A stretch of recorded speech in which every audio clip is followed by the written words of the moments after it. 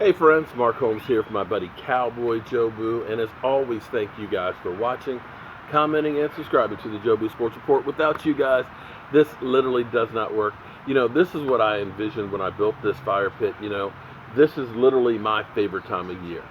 Football season, I got TV with the Rams versus the Vikings rear on NFL Network right now.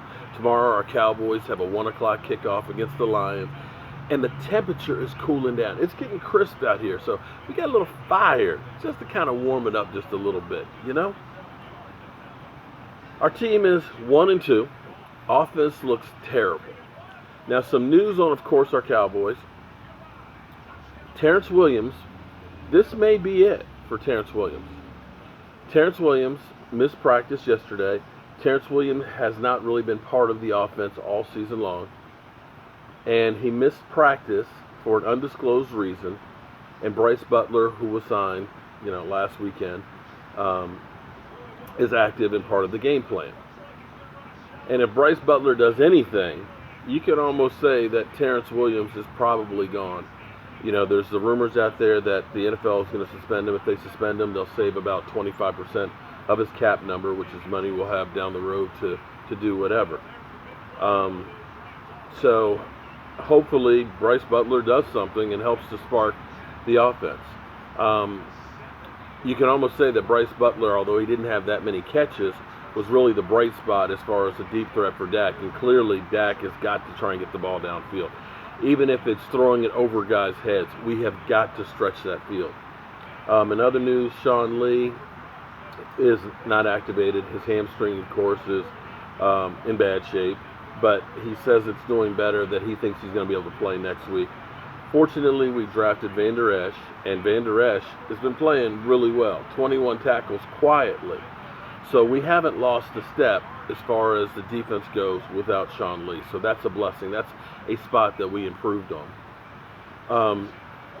Malik Collins, he's out, dealing with the knee and things. So, that's another one that hopefully he's going to get better. Antoine Woods is a little nicked up, but he should be okay.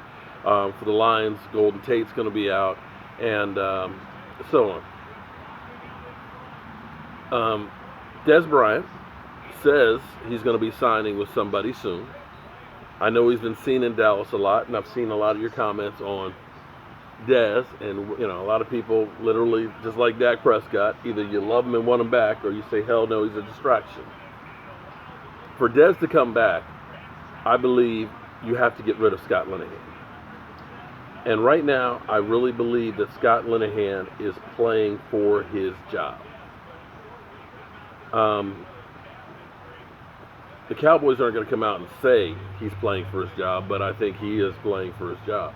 If the offense, which is his offense, he's been in charge of it for quite a while, and it's still in the 30s at the end of playing the Detroit Lions, I think the Cowboys have to make a change. Now, I want you guys to kick back here,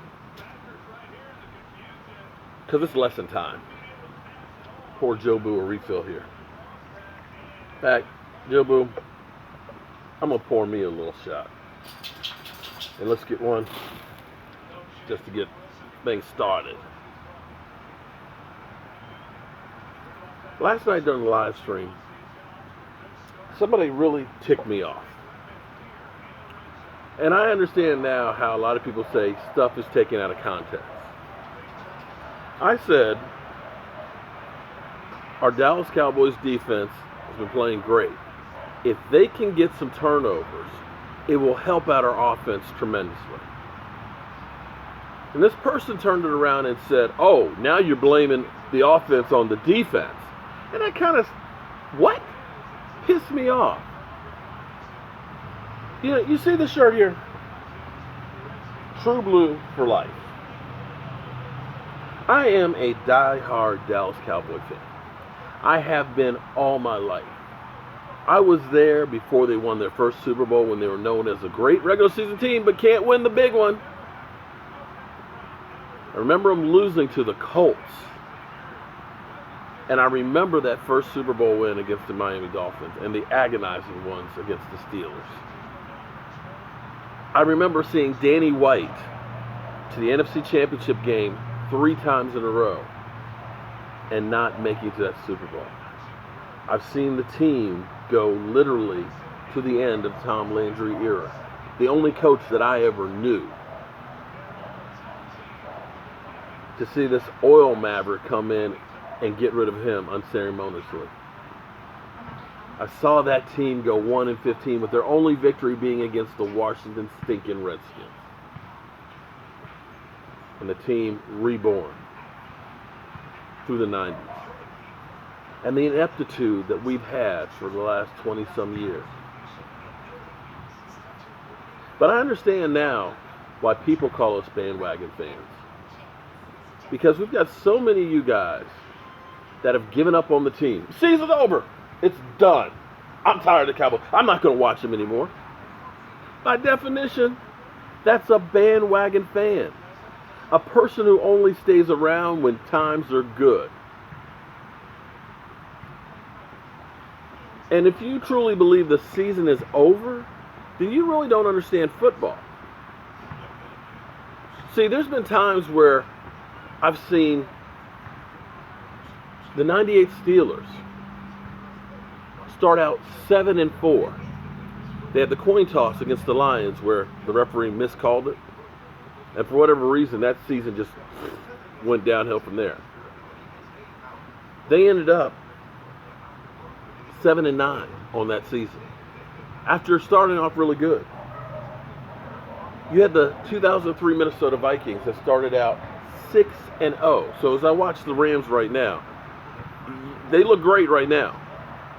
They look like they're just going to run away, going to be the perfect team, going to win the Super Bowl, done deal.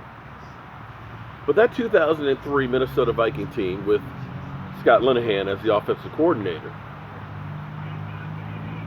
ended up 9-7, missing the playoffs. 6-0, ended up 9-7. Went 3-7 the last 10 games.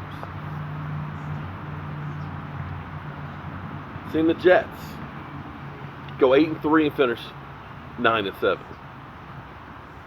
So some of these teams that are doing well can fade. And I've seen the San Diego Chargers start out 0-4 and make the playoffs. So to say at 3 games that this season is over is just crap.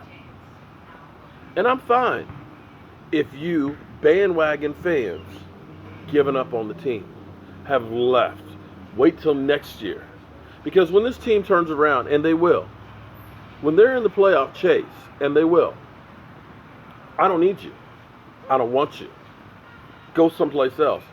Because you're not a true fan that's out there supporting your team. Yes, Dak, offensive line, Zeke, the receivers, the tight end, the coaching, the play calling has sucked. It's been atrocious. It's been a disgrace to be called the Dallas Cowboys. The fact that we have the same record as the Cleveland Browns, the Cleveland Browns look like they got something going. It's disgusting, and I'm not happy about it. But I'm not abandoning my team. I'm no longer not supporting my team. Did I say that right? It sounds funny. This is the time more than any time else that we need the fans to be there for the team. This is the time that we need to show up in full force and make some positive energy in that stadium. You turn your back on the team now, you ain't a Cowboy fan. And I'm done with y'all. You want to try and twist my words around? Go right ahead. I don't need you. This guy right here is a diehard Dallas Cowboy fan, and I will be till the day I die. I don't know about the rest of you, but as they say, when you got money, you got lots of friends. When you don't, they don't come around because they're not real friends. Are you a friend of the Dallas Cowboys? I'm Mark Holmes, Cowboy Joe Boo. We'll be live streaming tomorrow, starting about 12:30, with the gang here, of course, giving you our thoughts about what's going on in the game. I'll see you later.